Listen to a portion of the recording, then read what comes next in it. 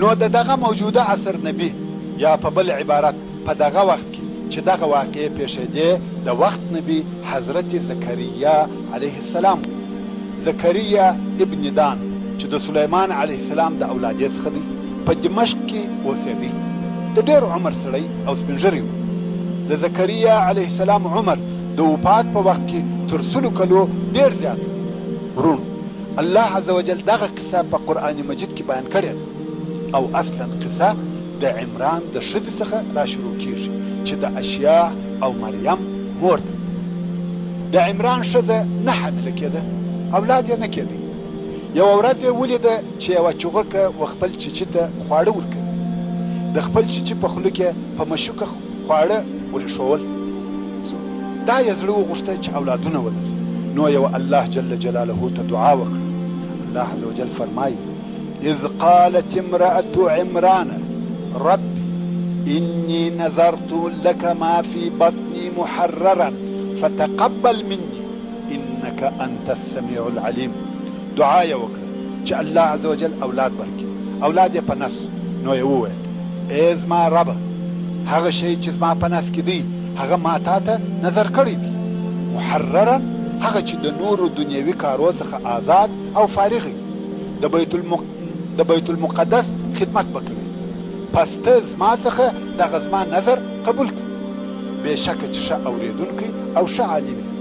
مقصد دا چې ښځې اول دعا وکړه او ویل که زه حامله سوم هغه زما کوچنی چې پیدا کېږي هغه به د بیت المقدس خادم وي. دا یې نظر کښېښاوه. اوس ښځه حامله سوه. په دغه وخت کې زکریا او عمران د عبادت دپاره بیت المقدس ته تللي وو، ځکه د یهودو دپاره بیت المقدس د عبادت ځای و. او د یهودو دا سنت او طریقه وه چې ځینو به نر اولادونه د بیت المقدس د خدمت دپاره نظر کول. کم وخت چې به نر کوچنی پیدا سو هغه به په بیت المقدس کې و احبارو او رهبانو ته تسلیم کړي. هغو به تربیه کاوه. تورات به ورته وایه. دغه کوچنی به په عبادت کې لوی سو. نو به د یهودو د علماو او عابدانو څخه سو او د بیت المقدس خدمت به هم کاوه. دا کار د یهودو د عبادت څخه و.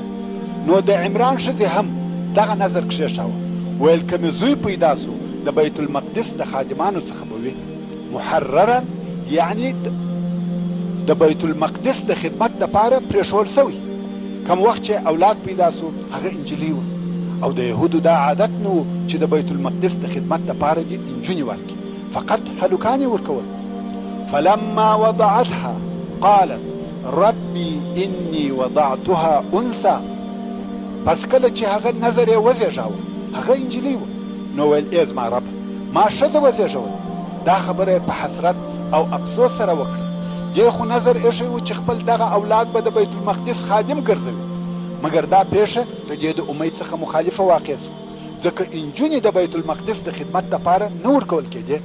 اوس نو دغه عمران چې د دغه نوي پیدا سوي انجلۍ پلار دی د یهودو د لویو عابدانو څخه و، حتی د بیت المقدس د رهبانو مشر او رئیس و. نو ښځې د خپل خاوند دغه عمران سره مشوره وکړه چې اوس څه وکړم؟ ما خو نظر ایښی و مګر هغه انجلۍ سوه. عمران ویل: دا چې تا نظر ایښی و نو اوس هم دغه انجلۍ د الله عز وجل دپاره ده.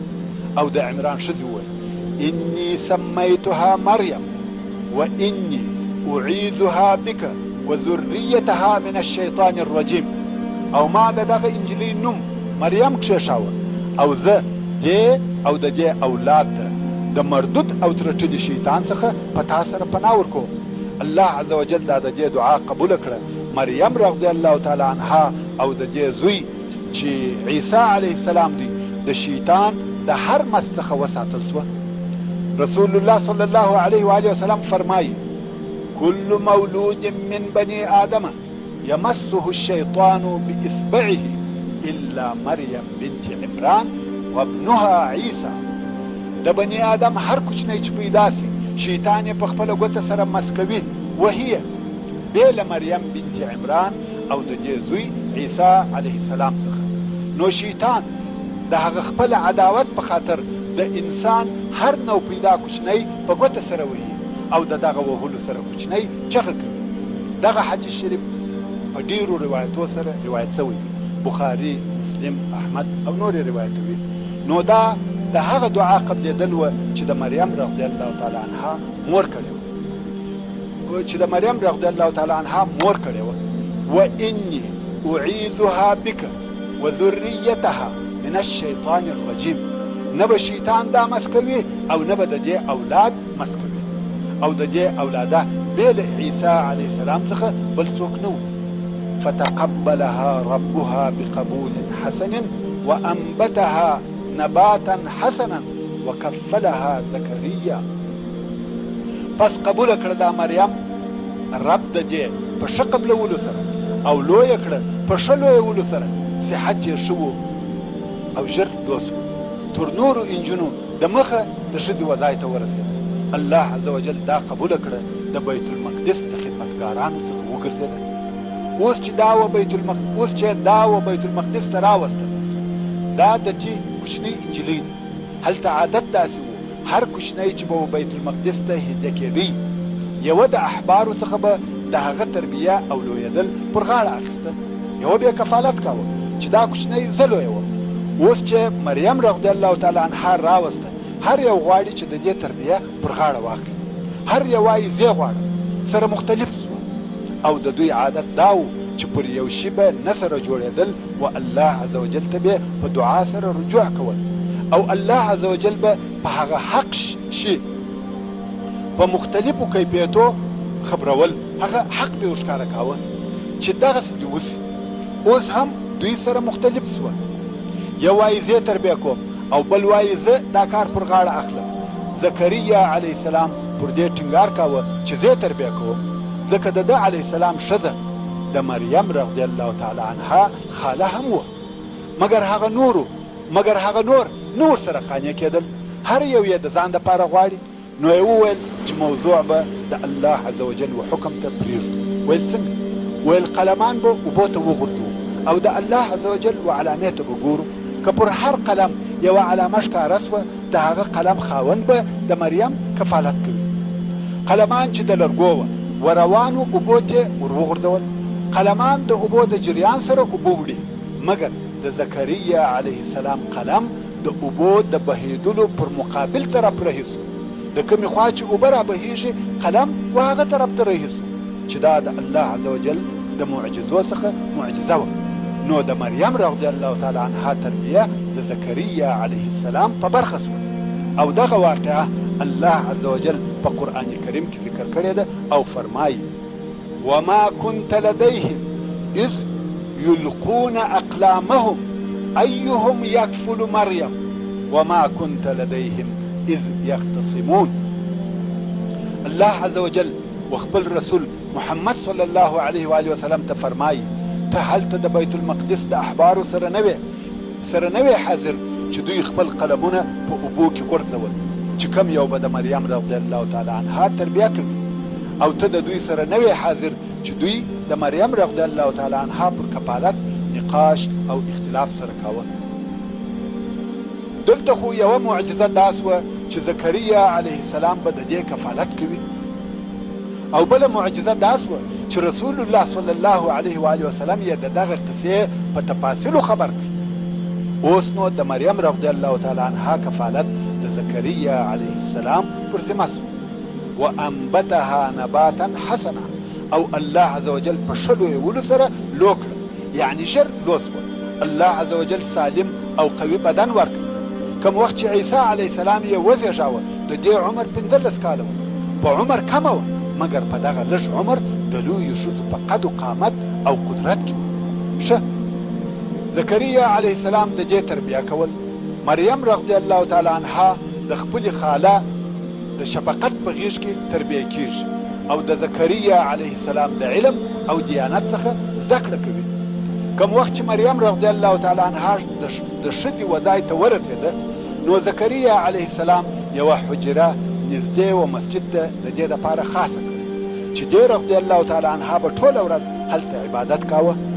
مریم رضی الله تعالی عنها د عابدو او زاهدو ښځو څخه وه، ډېر عبادت یې کاوه، عابده، زاهده، خالصه لله عز وجل وه، کرامتونه یې ښکاره کېدل، صدیقه وه، د ټول عالم د هغه ښځو څخه و. الله عز وجل فرمایي كلما دخل عليها زكريا المحراب وجد عندها رزقا. هر وخت چې به زکریا علیه السلام ودې ته ورننوتی هغه د دې د عبادت ځای ته چې به ورغلی پیدا به کوي وبې لیدی د دې سره رزق میوې د ژمي میوې به په دوبي کې ورته پرتې وي او د دوبي میوې به په ژمي کې ورته پرتې وي. کلما یعنی داسې نه چې یو وار پیښه سوې ده بلکې هر وار چې به زکریا علیه السلام محراب ته ورغلی. محراب یعنی لوړ ځای، مشرف ځای. محراب وقصر ته ویل کیږي، محراب ولوړ ځای ته ویل کیږي، محراب د مسجد و محراب ته هم ویل کیږي ځکه هغه ځای د مسجد مقدمه او په مسجد کې هغه مشرفه ځای دی. نو محراب یعنی د عبادت او مشرف ځای. نو هر وخت چې به زکریا علیه السلام د دې و محراب د عبادت و ځای ته ورغلی وجد عندها رزقا. د دې رضی الله تعالی عنها سره به د خوړلو شیان ولیدل. د دوبي میوه به په ژمي د دوبي میوې به په ژمي کې ورسره لیدلې او د ژمي میوې به په دوبي کې لیدلې. ورونو دا هغه زمانه وه چې نه فریجونه وه او نه نور د ساتلو وسایل. زکریا علیه السلام به په تعجب کې سو. قال یا مریم انا لك هذا. ول یا مریم دا رزق د کومې خوا درته راغلی دی؟ قالت هو من عند الله. مریم رضی الله تعالی عنها به ویل دا د الله سبحانه وتعالی د طرفه دی، د اسمان رزق ورته راتلی. دا هغه د دې د عبادت د فضیلت او درجه په خاطر و. الله عز وجل د دې په باره کې په قرآن مجید کې فرمایي و امه صدیقه، یعنی د عیسی علیه السلام مور صدیقه مصدقه بالله عز وجل و. د دې په دغه کوچنیوالي کې دغه کرامتونه ښکاره کېدل. الله عز وجل د حضرت بیبي مریم رضی الله تعالی عنها د فضیلت په باره کې فرمایي یا مریم ان الله اصطفاك وطهرك واصطفاك على نساء العالمين. یا مریم بېشکه چې الله عز وجل ته غوره کړې یې په کرامت او عبادت او ته پاکه کړې یې د بدو فعلو او بدو قولو څخه پاکه او بریه او ته د عالم پر ټولو ښځو بهتره کړې او غوره کړې. الله عز وجل د ټول عالم پر ښځو فضیلت ورکړی دی. رسول الله صلی الله علیه و آله وسلم په هغه حدیث شریف کې فرمایي کوم چې امام بخاری، امام مسلم، ترمذی، نسائی، احمد او نور روایتوي خیر نسائها مریم بنت عمران وخیر نسائها خدیجه بنت خویلد. یعنی د ټول مځکې ښه او بهتره ښځه مریم بنت عمران ده او د ټول مځکې ښه او بهتره ښځه خدیجه بنت خویلد ده رضی الله تعالی عنهما. او ډېر داسې احادیث ته چې ودې ته اشاره کوي چې د ښځو څخه څلور تر ټولو ښې او افضله دي. رسول الله صلی الله علیه و آله وسلم فرمایي حسبک من نساء العالمین باربع. د ټول عالم د ښځو څخه دغه څلور کاملې دي: مریم بنت عمران وآسیه امرأة فرعون وخدیجه بنت خویلد وفاطمه بنت محمد صلی الله علیه و آله وسلم. او داسې ډېرې علامې شته چې په دوی کې و ترتیب ته اشاره کوي چې وایي تر ټولو افضله مریم بنت عمران ده او بیا فاطمه بنت محمد صلی الله علیه و آله وسلم او بیا خدیجه بنت خویلد او بیا آسیه امرأة فرعون. دا د مریم رضی الله تعالی عنها فضیلت دی او د دې تربیه د زکریا علیه السلام پر ذمه وه. کم وخت چې زکریا علیه السلام د دغه افضلې او بهترې انجلۍ عبادت او کرامت ولیدی، هر وخت چې ورسي د دې سره آسماني رزق ویني، نو د زکریا علیه السلام هم و اولاد ته شوق وسو.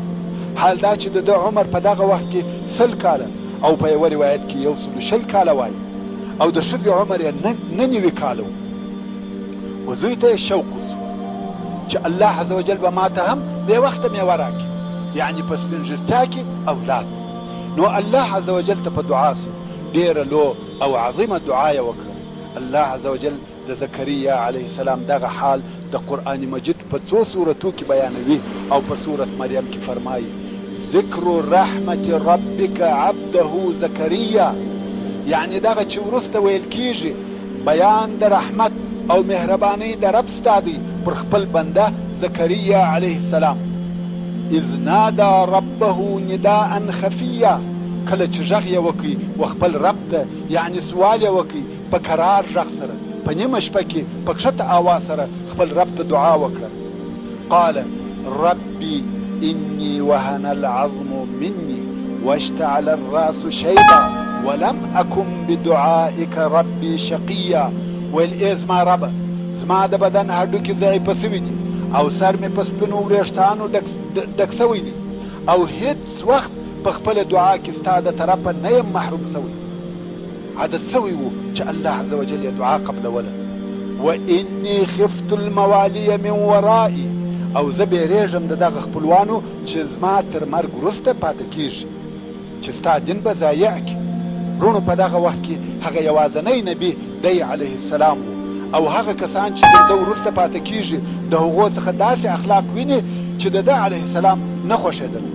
نو زکریا علیه السلام پر دې بیرېدی چې تر ما وروسته به د بني اسرائیلو امور د دغو کسانو پر غاړه ولویږي او هغه به داسې خلک وي چې د دین امور لکه څرنګه چې الله عز وجل غواړي نه پر ځای کوي او بیا به په بني اسرائیلو کې انحراف او گمراهي شروع شي. وكانت امرأتي عاقرا فهب لي من لدنك وليا. او زما ښځه وچه ده، زه زوړ او سپینږیری سړی یم، ښځه مې وچه ده، نو ته ستا د طرفه و ما ته یو ولي یو زوی راکړه چې تر ما وروسته زما خلافت کوي. يرثني ويرث من آل يعقوب واجعله ربي رضيا. چې زما څخه دینی امور په میراث کې اوسي او د آل یعقوب څخه علم او حکمت په میراث کې اوسي، یعنی نبوت په وراثت واخلي. او ای زما ربه هغه غوره کړه سوی وګرځوي، او ای زما ربه هغه زما زوی غوره کړه سوی وګرځوي چې د خپلو اعمالو او اخلاقو په لحاظ ستا زما او د ټولو صالحانو خوښ. دلته نو زکریا علیه السلام د زکریا علیه السلام دعا قبول شوه. الله عز وجل په سورة الانبیاء کې فرمایي فاستجبنا له ووهبنا له يحيى واصلحنا له زوجه. پس موږ د دعا قبول کړه او یحیی علیه السلام ودته ور وبخښه او د ده ښځه مو د ده دپاره صالحه کړه، یعنی د ولادت وړ وګرځېده. ښځه یې د مخه وچوه، الله عز وجل اصلاح کړه، د زیږېدو قدرت یې پکښې پیدا کړ. ابن عباس رضی الله تعالی عنهما وایي الله عز وجل چې د ده علیه السلام دعا قبول کړه، ښځې ته یې حیض پیدا سو، عمر یې 9 کاله دی او حیض ورته راغلی، چې دا هم د الله عز وجل قدرت دی.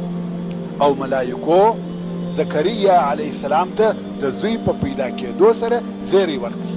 الله عز وجل په سورة مریم کې فرمایي یا زکریا انا نبشرک بغلام اسمه یحیی لم نجعل له من قبل سمیا. یعنی یا زکریا موږ تا ته په یوه داسې هلک زیری درکوو چې نوم یې یحیی دی، پخوا مو نه دی ګرځولی په دغه نامه بل هم نامه. دا زیری راغلی چې د زوی خاوند بسې او نوم به یحیی ایښدی. دا نوم عجب او نادره نوم و، تر دغه د مخه پر هیچا دغه نوم نو ایښول سوی. سمی هغه څوک دی چې په نامه کې در سره شریک وي، لکه موږ چې وایو امیده، یعنی تر دې د مخه هیڅوک په دغه نامه نه دی تیر سوی.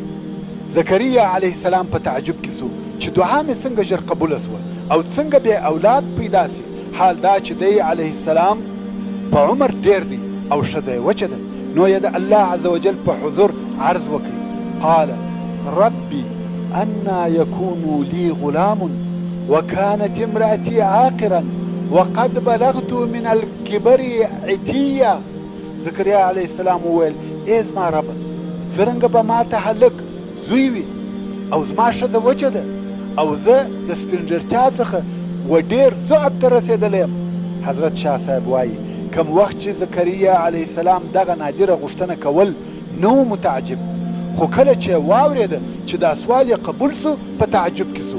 د الله جل جلاله د طرف ورته وویل سوه قال كذلك قال ربك هو علي هين وقد خلقتك من قبل ولم تك شيئا.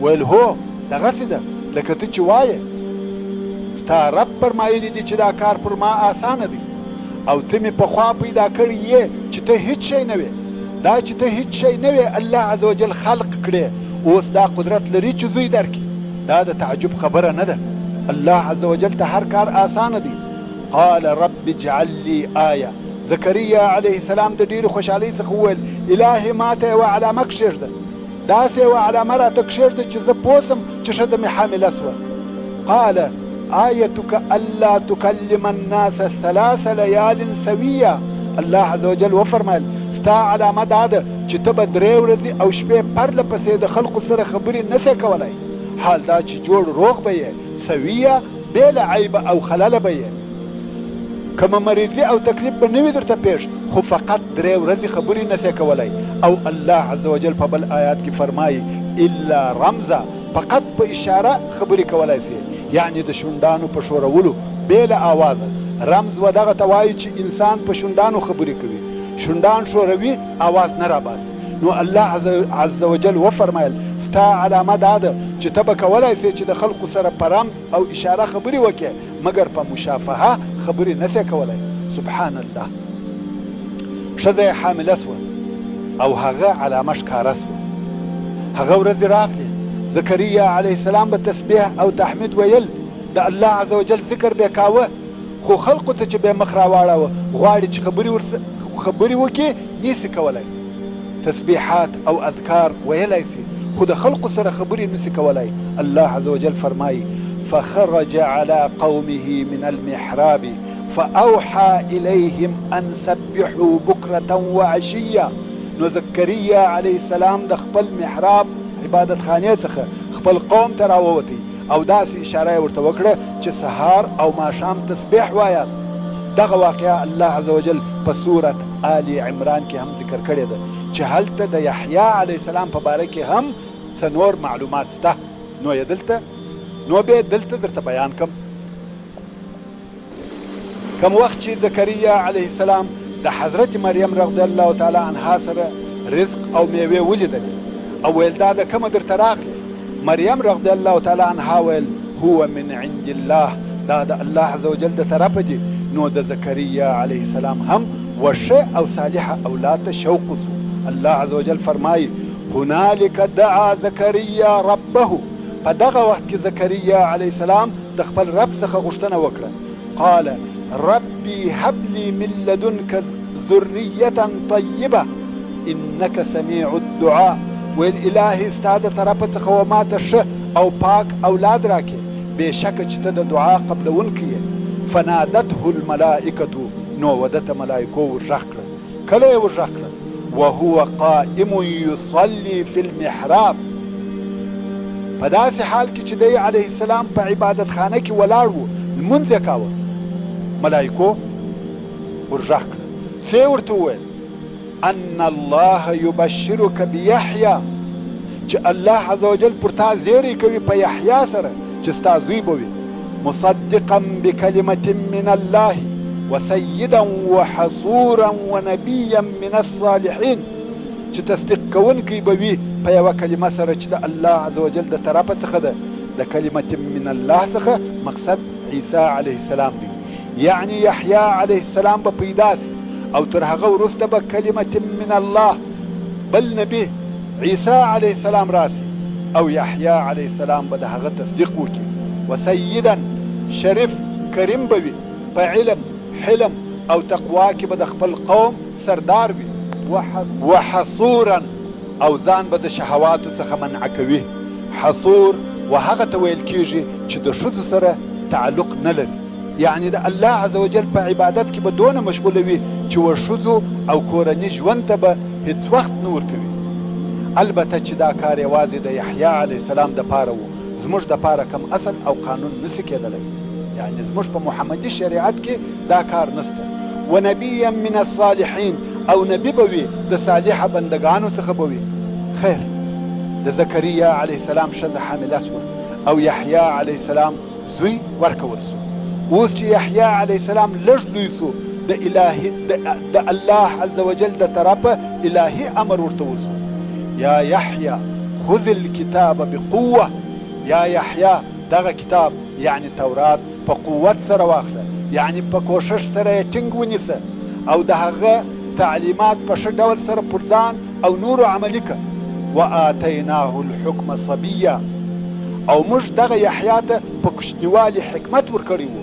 کوچنی هلک وو مګر حکیم، دانا، پوه او هوښیار وو. وایي یو وخت و یحیی علیه السلام ته هلکانو ویل راځه زموږ سره لوبې وکړه. یحیی علیه السلام د 5 کالو کوچنی هلک دی. ویل موږ د لوبو دپاره نه یو پیدا سوي. وآتیناه الحکم صبیا. علماء کرام د دغه حکم په ترجمه کې اختلاف لري. څوک وایي د حکم ترجمه حکمت او پوهی ده، او څوک وایي چې د حکم څخه مقصد نبوت دی. په کوچنیوالي نبوت ورکړه سوی وو. دواړه کېدلی شي، خو هغه راجحه ترجمه دا ده چې دلته د حکم څخه مقصد حکمت او پوهی ده. دی علیه السلام کوچنی هلک وو مګر حکیم، دانا او هوښیار وو. او الله جل جلاله فرمایي چې موږ یحیی علیه السلام ته رحمت او مهرباني ورکړې وه. پر خلق الله مهربانه وو او د ګناهو څخه پاکي ورکړې وه.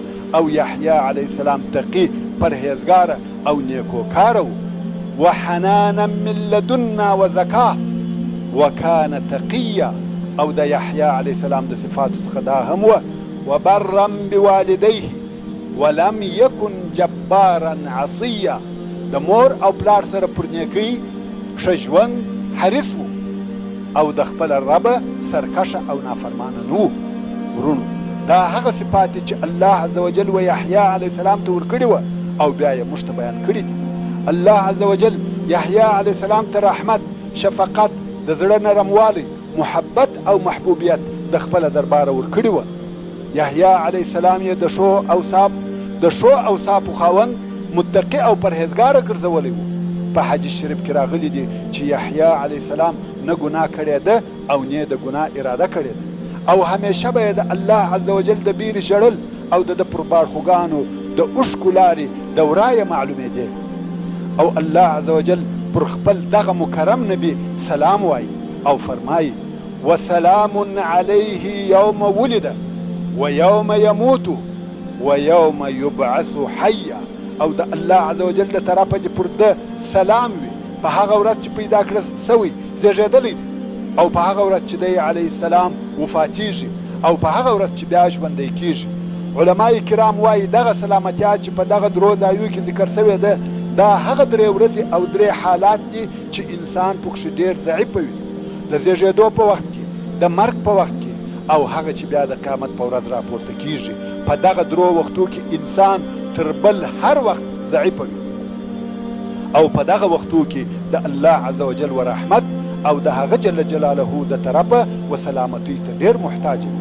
ورونو الله عز وجل چې پر خپل بنده سلام را لیږي د هغه څخه مقصد دا دی چې پر دغه بنده هیڅ انتقاد او مؤاخذه نشته. دی د الله جل جلاله د طرفه په امان دی. دلته د یوم ولد و یوم یموت و یوم یبعث حیا څخه مقصد دا دی چې په ټولو وختو کې د ولادت د وخت څخه رانیولې د مرګ تر وخته پورې، او د مرګ څخه نیولې تر قیامته پورې په هیڅ وخت کې د الله عز وجل د طرفه پر یحیی علیه السلام مؤاخذه نشته. تل تر تله د هر آفته محفوظ او مأمون دی. په حدیث شریف کې راغلی دي چې عیسی علیه السلام د یحیی علیه السلام سره ملاقات سره ویلي ده. نو عیسی علیه السلام و یحیی علیه السلام ته وویل ته تر ما خیر او بهتر یې، زما دپاره بخښنه وغواړه. ورونو عیسی علیه السلام و یحیی علیه السلام ته وایي استغفر لی انت خیر مني. یحیی علیه السلام ورته وویل بلکې ته زما دپاره بخښنه وغواړه، ته تر ما خیر او بهتر یې. عیسی علیه السلام ویل یا ته تر ما بهتر یې، ما په خپله پر خپل ځان سلامتیا ویلې ده او پر تا الله عز وجل سلامتی ویلې ده. ورونو دغه آیات شریف چې فرمایي وسلام علیه یوم ولد و یوم یموت و یوم یبعث حیا، چا دغه سلامتی پر یحیی علیه السلام ویلې ده؟ الله عز وجل. او دغه آیاتو په آخر کې یعنی د سورة مریم په 33 نمبر آیات کې الله عز وجل فرمایي چې عیسی علیه السلام وویل والسلام علی یوم ولدت و یوم اموت و یوم ابعث حیا. عیسی علیه السلام پر خپل ځان په خپله سلامتیا وویل. نو په دغه خاطر عیسی علیه السلام و یحیی علیه السلام ته ویل چې ته تر ما بهتر یې، ځکه پر تا الله عز وجل سلامتي ویلې ده او ما په خپله پر خپل ځان سلامتي ویلې ده. ورونو دا معلومه خبره ده چې د عیسی علیه السلام دغه وینا د ده د تواضع څخه وه، که نه د علمای کرامو په اتفاق سره عیسی علیه السلام تر یحیی علیه السلام افضل او بهتر دی. بیرته هغه خپلې قصې ته ګرځو چې د یحیی علیه السلام فضایل مو بیانول. په هغه حدیث شریف کې چې امام احمد او نور روایتوي، رسول الله صلی الله علیه و آله وسلم فرمایي د آدم علیه السلام هیڅ اولاد نسته مګر خطا وتلی دی یا یې د یوې خطا قصد کړی دی بې له یحیی ابن زکریا علیهم السلام څخه، او هیڅ چاته دا نه ښایي چې ووایي زه تر یونس ابن متا خیر. د دغه حدیث شریف په روایت کې که څه هم ضعف شته، خو دا چې د ډیرو لارو څخه روایت شوی دی یو د بل په اسناد قوي کیږي. داسې ډیرې علامې او اشارې شته چې یحیی علیه السلام د خطا څخه پاک او مطهر و. د یحیی علیه السلام تر زیږېدلو 3 میاشتې وروسته عیسی علیه السلام و دنیا ته تشریف راوړ. د زکریا علیه السلام تر دعا او د ښځې تر حامله کېدو 3 میاشتې وروسته و مریم علیه السلام ته وحی راغلی چې الله عز وجل ودې ته عیسی علیه السلام ورکوي. چې لږ وروسته به د عیسی علیه السلام قصه درته بیان کوم. مقصد دا چې د عیسی او یحیی علیهم السلام په مابین کې فقط 3 میاشتې فرق دی. یحیی علیه السلام تر عیسی علیه السلام 3 میاشتې مشر دی. اوس نو زکریا او یحیی علیهم السلام په بني اسرائیلو کې تبلیغ او دعوت کوي. په دغه وختو کې د بني اسرائیلو پاچا یو جبار، ظالم، فاجر او سرکشه سړی و، مګر ده په ظاهره داسې ښکاره کول چې و انبیا او علماو ته متواضع یم، د دوی تابع یم او د دوی پر لار ځم، مګر په حقیقت کې ګمراه او منحرفه انسان. لکه نن ورځ چې هم داسې حاکمان شته. دغه پاچا هم د دغې طبقې څخه و، په ظاهره ښه په باطن مار. دغه پاچا یوه ورېره د ورور لور درلوده چې د هغې ښایست یې خوښ او دا اراده یې وکړه چې د خپل ورور د لور سره واده وکړي. انجلۍ هم د ده د پاچاهۍ په طمع شوه چې د پاچا ښځه به یم. د انجلۍ مور هم انجلۍ و دغه کار ته تشویق کړه. دا ټوله د دوی د فسق او فجور څخه وه، که نه دوی پوهېدل چې دغه کار د دوی په دین کې ناروا دی. انجلۍ ته دا نه ده روا چې د خپل اکا سره واده وکړي، مګر دوی دا اراده کړې ده او غواړي چې د یحیی علیه السلام څخه د دغه واده اجازه واخلي. ځکه معلومه وه چې یحیی علیه السلام د دوی نبی دی او یحیی علیه السلام به دوی ته وعظ او تبلیغ کاوه، د شریعت احکام یې بیانول، علمي او دینی مسایل ټوله و د علیه السلام ته راجع کېدل. په دغه وختو کې د بني اسرائیلو انبیا زکریا او یحیی علیهم السلام دواړه وه. د دوی نبوت او فضیلت و ټول بني اسرائیلو ته معلوم و، مګر هو حاکمان او پاچاهان نه وه. اوس هغه فاجر پاچا غواړي چې دغه ناروا نکاح د ځان دپاره جایزه او روا کړي. نو و یحیی علیه السلام ته ورغله، په مال او پیسو وعدې ورکوي چې پاچا ته د دغه کار اجازه ورکړي، یوازې واده ته یې جایز او روا وګرځوي. او دغه انجلۍ هم فاجره او بغي وه. بغي معنا زانیه، لکه څرنګه چې په صحیح احادیثو کې راغلي دي بغي وه. د دې پروا یې نه درلوده چې په حرام قسم نکاح وتړي. اوس چې خلق یحیی علیه السلام ته راغله او د پاچا دپاره د دغه حرام کار اجازه غواړي، یحیی علیه السلام یوازې دا نه چې دوی ته یې وویل دا کار حرام دی، بلکې په خلقو کې ودرېدی او خطبه یې وویل او په علانیه سره یې دا بیان کړه چې انجلۍ د اکا سره نکاح نسي تړلی او دا کار حرام دی. مقصد یې دا و که چیرې پاچا بیا هم دغه کار وکړي، خلق به پوهیږي چې دا کار گمراهي او انحراف دی. دلته پاچا او انجلۍ دواړه په قهر سوه، اریان پاته دي. که واده سره وکړي د دغه کار حراموالی معلوم او ښکاره دی او د دوی سرکشي هم میدان ته راوځي، مګر انجلۍ بیا هم د واده په طمع ده. خیر، یوه شپه د پاچا او انجلۍ د فسق او فجور مجلس جوړ دی. انجلۍ پاچا ته غزلي وایي، رقصیږي. پاچا د دې اراده وکړه غواړي چې زنا او فاحش کار وکړي. انجلۍ ویل یا تر څو چې واده مې نه کړي. پاچا ویل واده څنګه در سره وکړم، دا کار یحیی منع کړي. ښځې ویل زما مهر د یحیی سر دی، د یحیی سر راته راوړه. ښځې نور هم اغرا کړي، ډېر زیات یې تشویق کړي پاچا هم پر دغه ځای او دغه وخت امر وکړ، ویل د یحیی سر راته راوړي. د پاچا عسکر ولاړه، یحیی علیه السلام په محراب کې ولاړ و، لمونځ یې کاوه. دوی ورننوتل او په شهادت یې ورساوه. د یحیی علیه السلام سر یې پرې کړ او په یوه پتناسه کې کښېښاوه. دغه پتنوس چې د یحیی علیه السلام سر پکښې پروت و، د دغه یاغي او باغي پاچا و حضور ته کښېښاوه، او پاچا د دغه فاجرې انجلۍ سره په حرام او ناجایزه طریقه واده وکړ، چې دا د الله عز وجل د طرفه د انبیا علیهم السلام ابتلا ده. ورونو، دغه واقعه په صحیح احادیثو کې ذکر شوې ده چې د یحیی علیه السلام سر د یوې فاجرې ښځې په مهر کې ورکول شو. تاسې و دغه امتحانو ته وګورئ چې انبیا علیهم السلام په ابتلا کېده، او انسان د خپل دین په اندازه امتحانیږي. د اول صنف د شاګردانو څخه د هغو په سویه امتحان اخیستل کېږي، د دولسم صنف شاګردان د هغو په سویه امتحانیږي، خو د فاکولټې د محصلینو امتحان بیا په بل قسم دی. خیر، یحیی علیه السلام په شهادت ورسېدی، او اوس دغه مجرم قوم په زکریا علیه السلام پسې دي. داسې روایتونه شته چې وایي زکریا علیه السلام په خپله وفات شو، مګر ډېر او ښکاره روایت دا دی چې په زکریا علیه السلام هم پسې وه چې ویې وژني او د ده څخه هم ځان خلاص کړي. ځینې روایتونه وایي چې دی علیه السلام په درخته کې پټ شو. دا داسې روایتونه دي چې ضعف پکښې دی، مګر ډېر دي، یو د بل تایید او تاکید کوي. نو وایي زکریا علیه السلام پر درخته امر وکړي، هغه ورته خلاصه سوه، دی علیه السلام د هغې په مابین کې ودرېدی، هغه پر راټوله سوه. په دغه وخت کې شیطان راغلی، د ده علیه السلام کاله یې ونیوی، درخته چې بیرته سر راټولېدل او بنده سوه، د زکریا علیه السلام د کمیس یو څه حصه د باندې پاته سوه. قوم پسې راغلی، په ده پسې ګرځي، خو نیکی پیدا. ابلیس د بشر په شکل ورته راغلی، ویل ایا تاسې د ده کالي په دغه درخته کې نه وینئ؟ او بیا یې ورته وویل درخته اره کړئ. هغو هم درخته اره کړه، او زکریا علیه السلام یې په هغه درخته کې په شهادت ورساوه.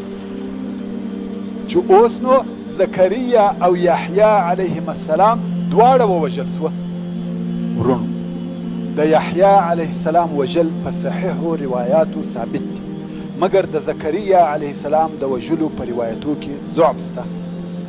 په هر صورت دغه دوه مکرم نبیان صلوات الله علیهم اجمعین په دغه ډول په شهادت ورسېدل، او دریم نبی ژوندی پاتې شو چې هغه عیسی علیه السلام دی، او هغه هم په عین دغه زمانه کې مبعوث کړه سوی و. یعنی په یوه وخت او یوه ځای کې درې انبیا علیهم السلام موجود و، زکریا، یحیی، عیسی علیهم السلام اجمعین. په دغه وخت کې چې زکریا او یحیی علیهم السلام ووژل سوه، د عیسی علیه السلام عمر تر 10 کلو زیات و.